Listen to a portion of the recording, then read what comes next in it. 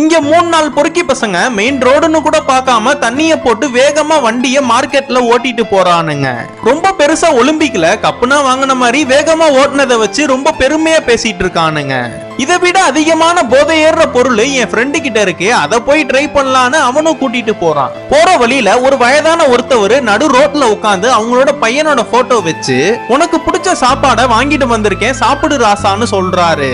இதெல்லாம் பாக்குற இவனுங்களும் என்ன பெரியவரே நடு ரோட்ல உட்காந்து யார்கிட்ட பேசிட்டு இருக்க, போதை அதிகமாயிருச்சான்னு வம்புளுக்குறானுங்க.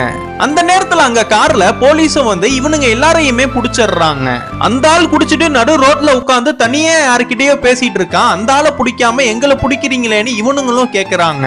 அவர் யாருன்னு தெரியாம நீங்க அப்படின்னா பேசாதீங்கடா, கல்யாணம் ஆன 2 வருஷத்துலயே மனைவியை இழந்து கிடைக்கிற வேலைக்குனா போய் தன்னோட பையனை நல்லா படிக்க வச்சு அவன் வேலைக்கு போறதுக்காக பைக் வாங்கி கொடுத்து ஹெல்மெட்னா போட்டுக்க சொல்லி அவனை நல்லபடியா வேலைக்கு அமிச்சா உங்களை மாதிரி 4 பொறுக்கி பசங்க தண்ணிய போட்டு அவன் மேல வந்து விட்டு அவன் கீழே விழுந்து அந்த ஸ்பாட் அவுட்லயே இறந்து போயிடுறான். தன்னோட பையன் இறந்து போனதுல இருந்து தாங்க முடியாத அவங்க அப்பாவும் அப்பையில இருந்தே அந்த பையனோட போட்டோவை பார்த்து தான் பேசிட்டு இருக்காரு. இவர் இப்படின்னா ஆனதுக்கு காரணம் உங்களை மாதிரி பொறுக்கி பசங்க தான் சொல்றாரு.